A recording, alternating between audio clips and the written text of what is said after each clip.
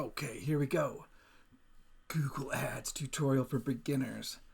This is exciting. First of all, you're going to unlock access to one of the greatest ways to reach people that we've ever seen. You get to take what people are typing in, their free-form response, and provide an answer.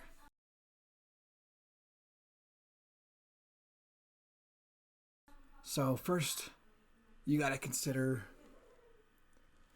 Let's talk about Google Ads first to start off. I mean, you may have never noticed, but when you search for something on Google, it has this little sponsored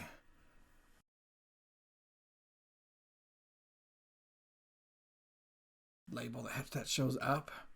And these are the Google ads. So these are the Google search ads. You'll also see ads on YouTube. That also runs through Google Ads. But today we're just going to talk about Google search ads. And it is a terrific place to get started because you get to choose what keywords you're going to show up for when a user types in.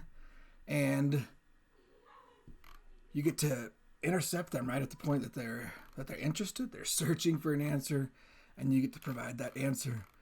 My name is Jake.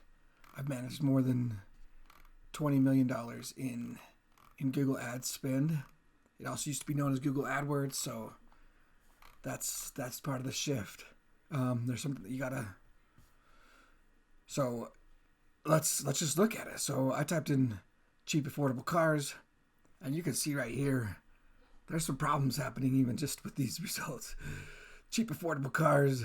It should show me results for cars, right? But this is Utah car insurance. So they messed up on the terms that they're bidding for. Maybe they're trying to intercept people that are about to buy a car so they can get car insurance, but there's better terms. And that's something that we're going to focus on today is what are some of the terms that you could pick to make sure that you're showing up for the right searches. Some of the benefits of Google Ads: the more relevant your ad is to that search query, to what they typed in, the better that your website is for that user experience. These are things that are going to decrease your cost, and you only pay when someone clicks on your ad. So you make a relevant ad that works for those people, and when they click on it, that's when you pay. So you don't pay just for showing your ad. So let's get started. Let's look at how you would set up a campaign.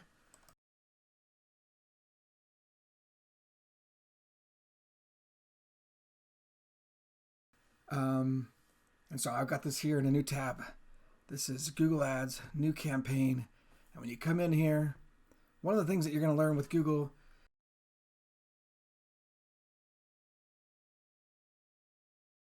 is they want to make things really easy for you. But easy for you means that they are more in control.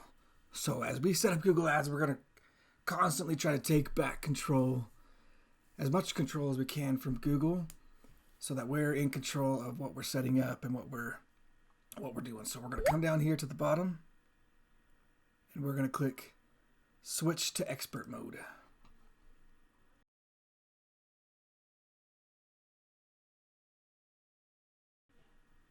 So don't use their tutorial. It's going to get you stuck in doing what's best for Google, and we're going to do what's best for you and for your business. So you got to consider what first of all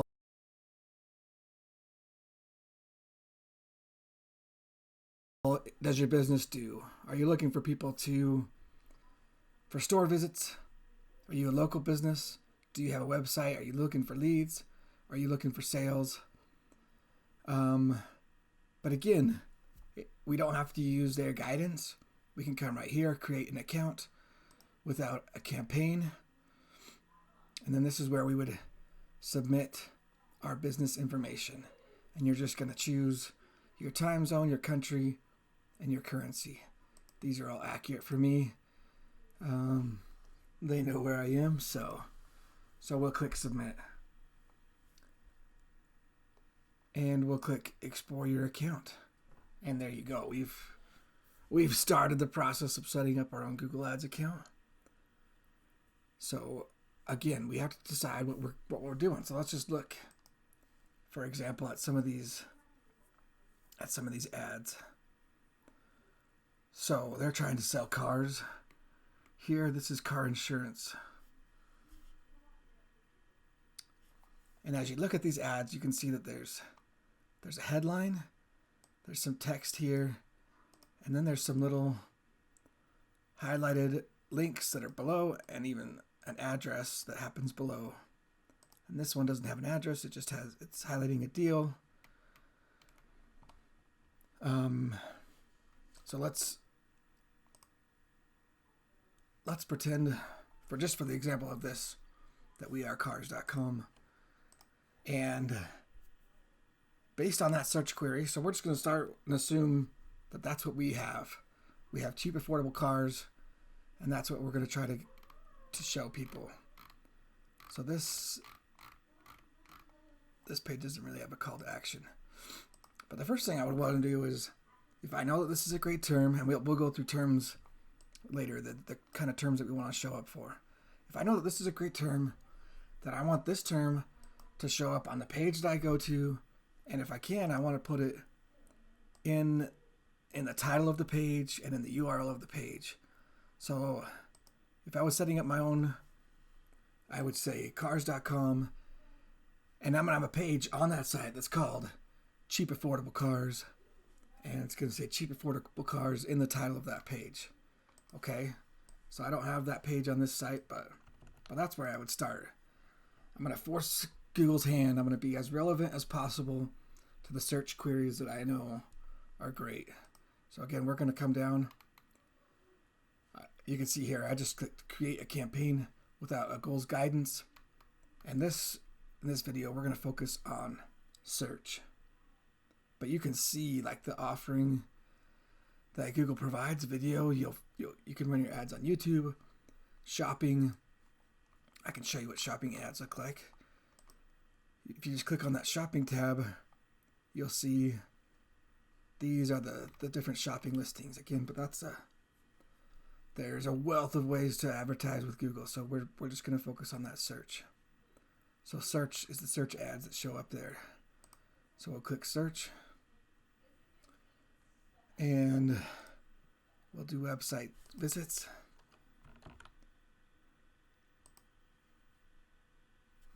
But yeah, if your business gets leads and sales from phone calls, you can do phone calls, or you can do app downloads. We're going to go with website visits. So Google's going to guide me along here. You see this little thing, and we're going to keep doing what we can to maintain control. So we don't have conversions set up in this account. So we're going to stay with clicks because that will help us. And of course, we want to set a maximum cost per click bid. We don't want to allow Google to spend whatever they want to spend. Okay, so in this one, I would start low. I start low to start seeing where my ads start showing up. Okay, so this is already, these are some big things. Google search partners can perform very differently than the Google search campaign. So I would set that up as its own campaign. So if I was going to run just search network, I would set it up in a different campaign. Or if I was going to do Google Display Network, I would do that in a different campaign. I'm trying to get to the lowest, to where I can maintain control, so I can see which networks are performing. So I'm going to turn off all the other ones so that I know, and then I can maintain control over where those ads are showing. Once I find a good keyword, a good ad, then I can come back and explore the possibilities with the search partners or with Google Display Network. But we're trying to keep things as simple as possible. This is another big thing. This is Google's recommended, and it says presence or interest. People regularly in, or who've shown interest in your targeted locations, and that's their recommended. So again, we're gonna shift, and we're gonna take control back from Google. This is the one that I've had the most success with. It's presence, people in or regularly in your targeted locations. If you choose presence or interest, that first one, you'll get a lot of people from outside your area that maybe they're searching for information about your area, but you don't really know because Google doesn't tell you.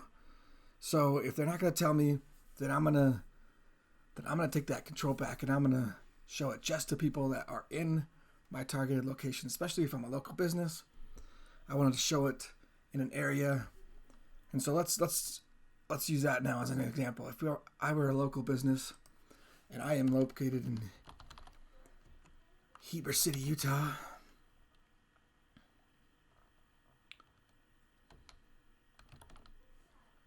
And I want to show you some of the different options. So I can target just Heber City.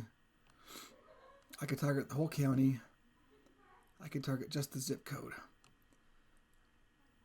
But if we go to advanced search,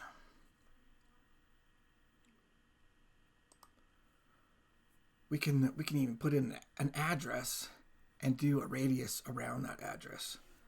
So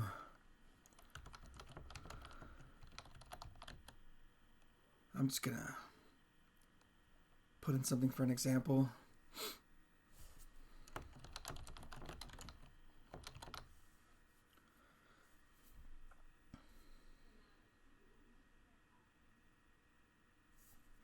And of course, it's gonna take a second to load here, but I'll show it to you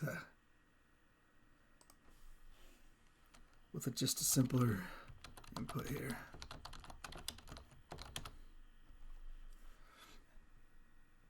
And as we do this, we can get down. It starts on 1 mile radius because I'm in the United States, but if we want it even closer, we can choose kilometers. So we can make the circle even smaller and get a really tight area that we're targeting. Oh, I did that in the wrong place. So we do it right here, and you'll see that circle change. So now I can target a really tight area. And this is beneficial because later, as I'm looking at locations, I can compare how different locations are performing. Again, I'm trying to get down to small units so that I can optimize. So if I were promoting a local business that was located on Main Street, I would start with a small circle as I figured out my keywords, as I figured out my ads. And then I might expand or add another circle so that I could then test to see how it would do farther away. But we could go in, we could add, this is back on location.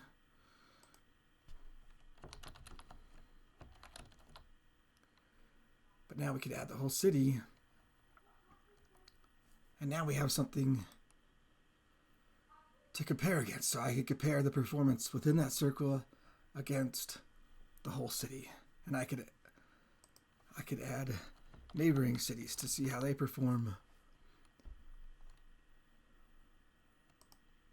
Oh, that's the wrong one. All right.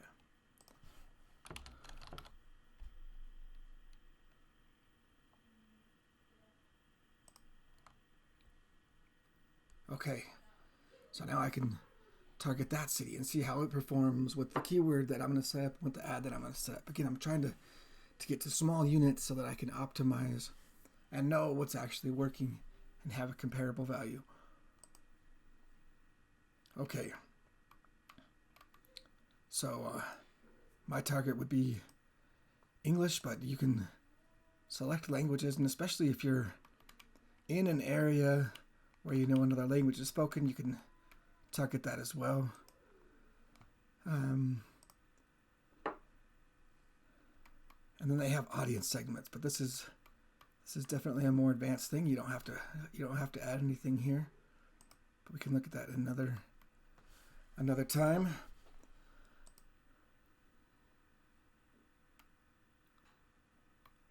So a lot of times when I'm starting an ad, I don't want Google to predict the winner for me, so I want to allow them to rotate just indefinitely, and that Google won't start to show one more than another.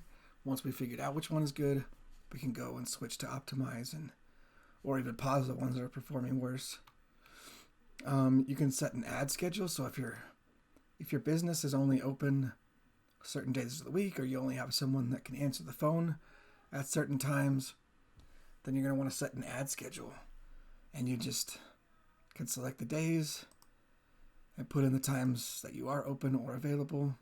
And that way you're not spending or getting clicks or calls when no one's there to answer. Okay. And that's really the large part of this first screen.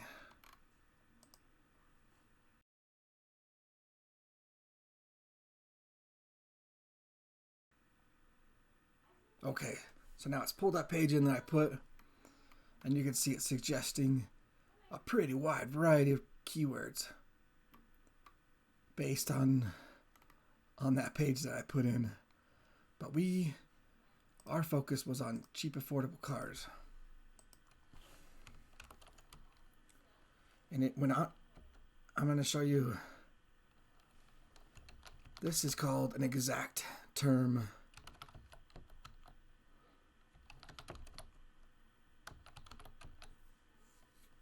And you can see it right down here. It's displayed for you. So I'm going to put my keyword in these little brackets so that it is an exact term. And Google over the years has made this less and less exact. They'll show your terms. If somebody searches for something that's similar to that, you might show up. But you're trying to get these small units that you can optimize for. So I want it to make it as focused as possible. I am not going to use broad match ever when I'm starting. And I'm likely not going to use phrase match when I'm starting. I want to start with exact match so I can see, okay, is this term actually the one that's helping me to get those sales and leads that I need? And you can see all the description. I wish it would allow me to show this bigger, but broad match is going to allow you're going to show up for a lot of similar terms. It's not just a cheap, affordable car. And I even spelled it wrong. So it's going to make it very broad, and it's going to allow Google to stretch the reach of that ad. But it's going to be terms that you're likely not ready for, and they're not super relevant to your business. Phrase match used to be a lot better, but Google has expanded it. So I invite you, and I don't want to make this video too long, but I invite you to look at phrase match, look at exact match, and broad match, and see how Google expands those. But this is my advice. Start with exact match. If it works, then you could try that same term in phrase match and start to see like the different kind of keywords that are coming through for you. Okay, so if this was my business, again, I'm going to set up a page that is called cheap, affordable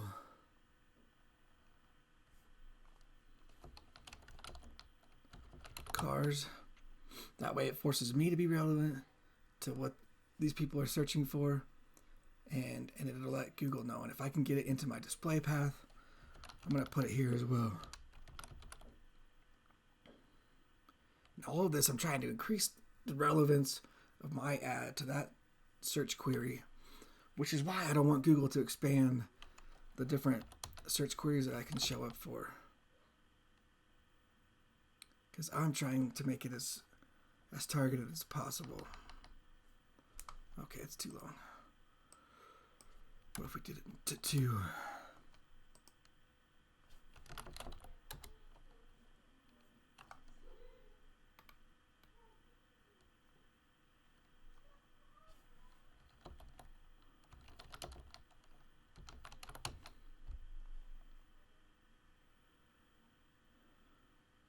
But even, look now, Google's catching on.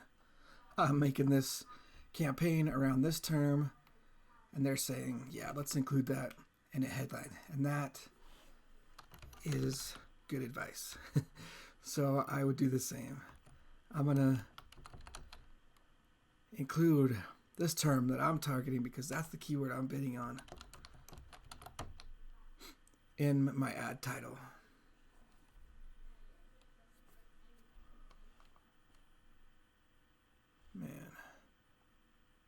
I'm not spelling well here. It's going so slow. Okay, cheap, affordable car. And I can expand upon that and make different variations of it and include a call to action if there's space.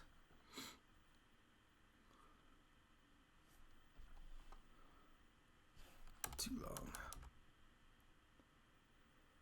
But that is my first. We have the makings of a great keyword ad and page because we're making all around the same term.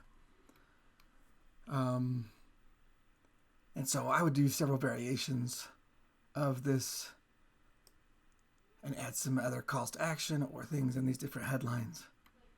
And the next thing is I'm going to try to work it into a description as well. I want that term to show up as many times as I can within the ad. I might even build out a site link because I have this page called Cheap Affordable Cars.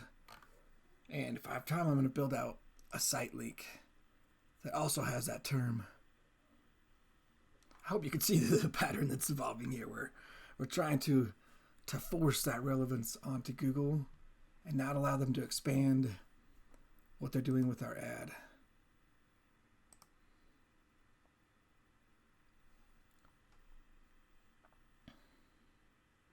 Anyways, this is where you add site links, and site links are those things that were showing up in the bottom. So I get to make my ad bigger, and now I get to show more relevant things. I lost my ads here. And sometimes Google knows your search history. Okay, so these are site links, these little blue text that show up underneath.